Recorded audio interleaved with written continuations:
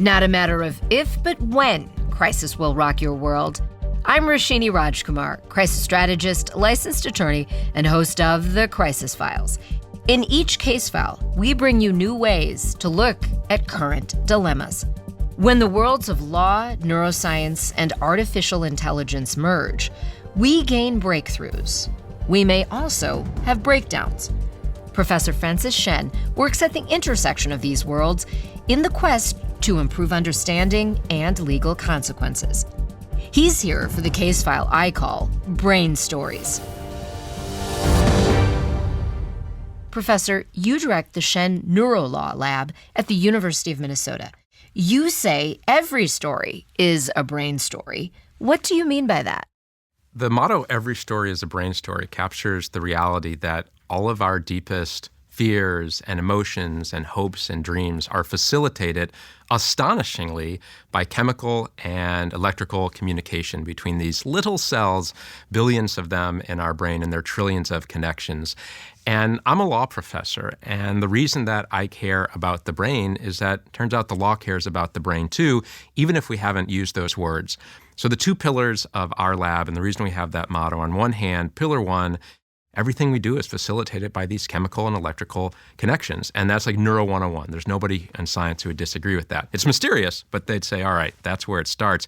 And the second pillar is that the law cares about mental states, which means it cares about brain states. It cares about things like the developing brain, the aging brain, the injured brain, the addicted brain. So if the law cares about mental states, and if mental states are facilitated by the brain, then it seems to me the law ought to care about the brain. So we're trying to construct this new field of neurolaw on those two pillars. I will say it is a slow construction process.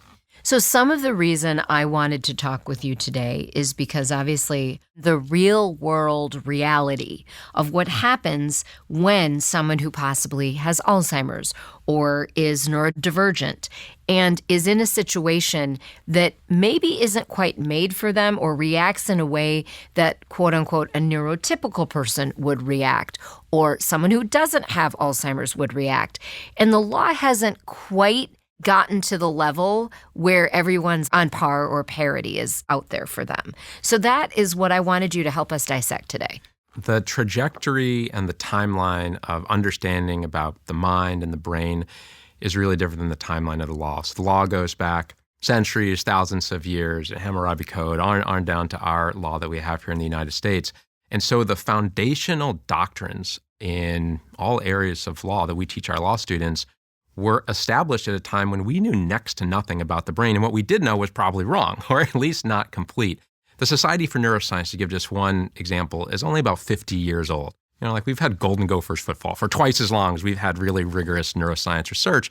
And there's a catch-up process. And there are also a lot of fits and starts. So whether it's neuroscience or artificial intelligence, just because something's new and shiny doesn't mean that it's ready for use in the law and policy. And so a lot of what we also try and do is separate wheat from chaff. And maybe we'll get into that too. There's some examples where neuroscientists thought they had a really cool invention and it really wasn't ready. What is an example of that? I think the best example comes from a Nobel Prize-winning award, which was awarded for the prefrontal lobotomy. So this was a little tool. We all hear lobotomy now and we think, oh my goodness, never.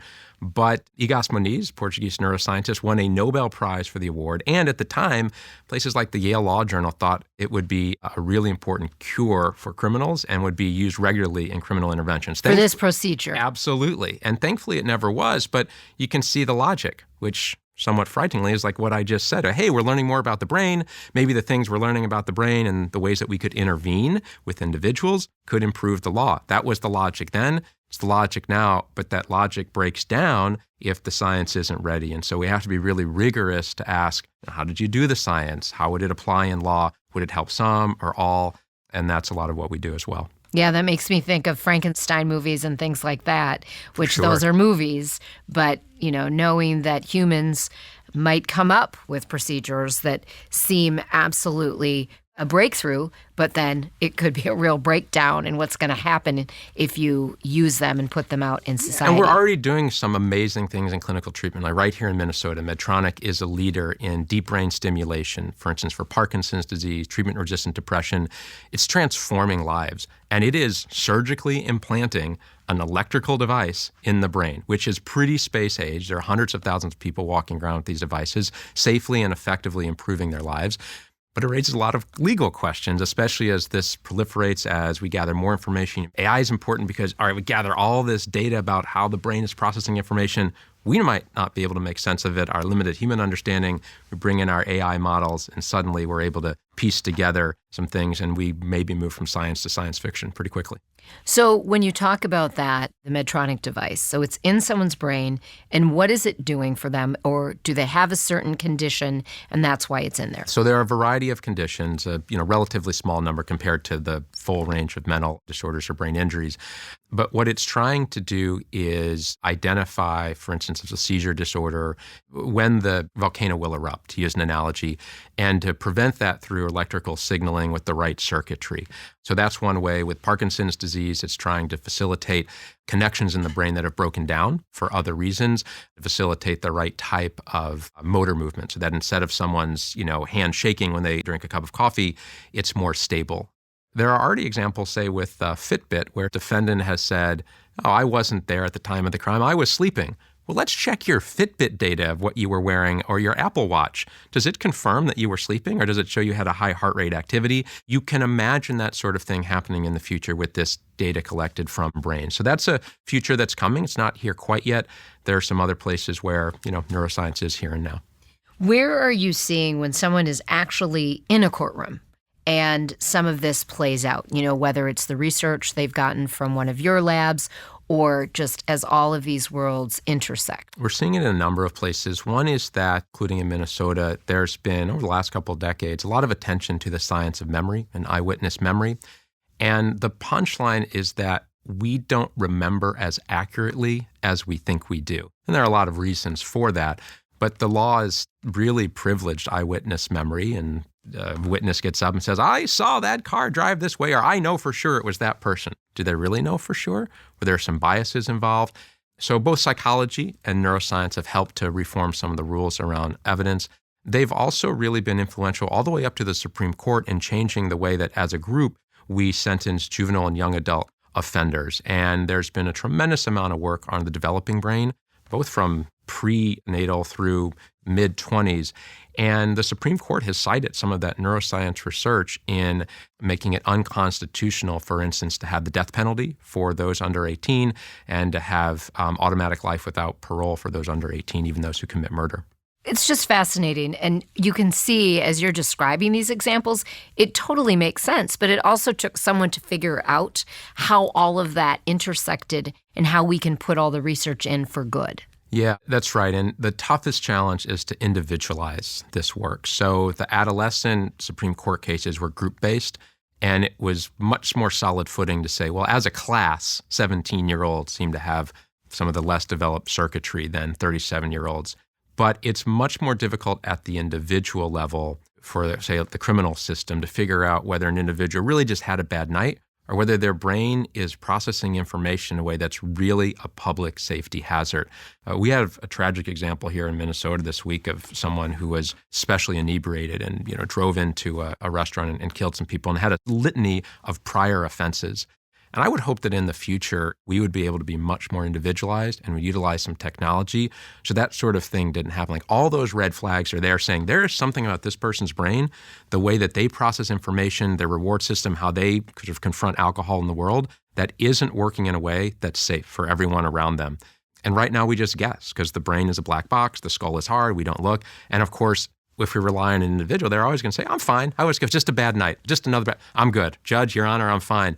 I think it'd be really awesome if in the future we had more objective information to inform the law about whether someone really is fine, and it would be a gross misjustice for them to have a severe punishment, or if in fact there's something that's not so fine and we need to think about more severe punishment or interventions. Right, intervention, like some kind of treatment. Sure. You created the Dana Foundation Career Network in Neuroscience and Society. What is that, and what do you hope to do with it? The Dana Foundation Career Network in Neuroscience and Society addresses what we call the neuro-X field. So the neuroscience, the X, the intersection with, of course, law, but ethics, neuroethics, economics, neuroeconomics, neuromarketing, neuropolitics, neuroarchitecture, goes on and on and on. And the key driving force of all those fields is they all care about what humans are thinking and how they process information. So I've mentioned the law. Let's take politics for an example. This year, we've been really interested in how the aging brain processes information and whether it's capable at an individual level of making the sorts of decisions that we want to make. Of course, right now, many people are thinking about how will individuals process information to make a vote on election day. Those are all brain questions. And so there's a field that tries to harness brain science to improve our understanding and, of course, the way that we might manipulate and change ideas. Same thing with marketing. Next time someone walks into Target and decides to buy product A or product B, it's not their femur or their elbow or their nose, well, a little bit their nose, perhaps if it's smell, but it's their brain that's putting that all together. And so there's a world of neuromarketing that says maybe something from neuroscience will help us market our product better and on down the line. The Career Network recognizes that these fields are new. We need more people, and we need to diversify the individuals and the institutions that are involved in crafting this new world. Because I'm a big proponent, you can probably tell, of a neuro future, but I'm also really conscious that some of our neuro history has been really problematic. And I think a big key is to making sure that we've got a really diverse and representative group of young people and a new generation of scholars and doers and thinkers and leaders. And that's what the Career Network is there to do through a career fair and a website and a whole bunch of resources. So we're there to spread the word and recruit new people to be leaders in these fields. Is there anything that is not a brain story? Absolutely. So I would say, in fact, there are two caveats. So I probably should have mentioned at the beginning to this motto, every story is a brain story. Caveat one, we've already talked about. Every story is not fully understood. That uncertainty is really problematic. But caveat two is that every story is not just a brain story. It's still a story of history and politics and social life and religion, all these other things. My view is just that neuroscience should be at the table when we talk about these topics. But many of the interventions are not going to be a direct brain intervention, like doing a surgery. They're going to be things like helping your neighbor and addressing loneliness, making sure that someone's out of poverty so that brain development is happening, making sure that we've got great family structures and schools. I view them as brain interventions in a way, but they're not brain things, like it just goes hand in hand with a lot of the stuff that law, of course, is front and center in thinking about, and justice as well. So I'm not going to put you on the spot as if you were a medical doctor. You're so many other things. So, please don't go out and get your MD now. But what can the regular person do to keep their brain as healthy as possible? You've done so much research on the brain. Diet and exercise. It goes back to that. And a third one, friendship. We are the most social creatures on the planet, and we're made to be social. And of course, diet and exercise, I won't say anything more because, Google it as a gazillion things, but they really matter a lot. But I'll mention the social thing because I think we forget it sometimes. And the examples I give to my students are, what an interesting creature we are that one little word in a text message or a couple words can ruin our day or our week, for some people, years of their lives. Or reverse, that one text, whether it's a high school sweetheart and they say, yes, I'll go to the dance with you, or they're at work and say, great job today. It just changes everything. And the way that we process information after a bad day, the number one thing that many people want to do is talk with someone. Not because that someone can do anything about it. You say, I feel so much better. I got to talk with you. The brain is so mysterious. We don't know why that feels so good, why it's important. But there is good evidence that not having those social connections from an early age, young age, especially at old age, can really be problematic. So I think those social interventions, I just think that's so important. Sleep, I guess if there's a fourth, sleep is good too, if you can get to it. You'll notice, none of those things you have to buy. They're not packaged. It's probably why we don't hear about them as much. And the last thing I'll say is that social stuff blends in then to diet and exercise, exercise together, family meals, this sort of thing. In some ways, as advanced as brain science is, it takes us back to some really foundational principles. So are there actual chemicals that are released when you're in that people mode, the friendship mode? Yes. Absolutely. Again, the individual circuitry is unclear. Like no one could take a brain scan at one point and say, well, here's precisely, where the feeling of euphoria is. But there's good evidence about drug interactions and the effects of various neurotransmitters. So yeah, and we could There's a magic to it. There's also a neurochemistry to it as well. There's more to it than that, I think, but there's something to it. Friendship matters. You're darn right. I love it. Well, thank you for these valuable insights. Find out more at Shen Neurolaw Lab at FXShen, that's FXSHEN.com. Today's Crisis Brief is brought to you by Spoke 612 Productions. Number 1. The future of neurotechnologies is promising, but we must really understand before we adopt. Number 2. Neuroscience should be at the table when we discuss public policy and make laws. Number 3. Diet, exercise, and sleep are necessary for brain health, but so is friendship. Spoke 612 Productions takes your ideas and brings them to life. Linda, Sarah, and Matt are committed to excellence and inclusivity. As a WeBank certified women-owned production company, Spoke 612 inspires awareness and delivers impact through storytelling.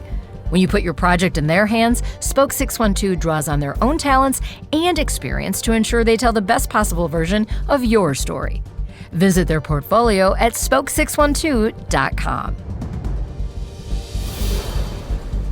Follow us on YouTube and Instagram at The Crisis Files. Rate, review, and subscribe to The Crisis Files on your platform of choice. Check out our website, thecrisisfiles.com, to catch up on all case files and to share ideas for future ones. I'm Roshini Rajkumar. Join me next time on The Crisis Files.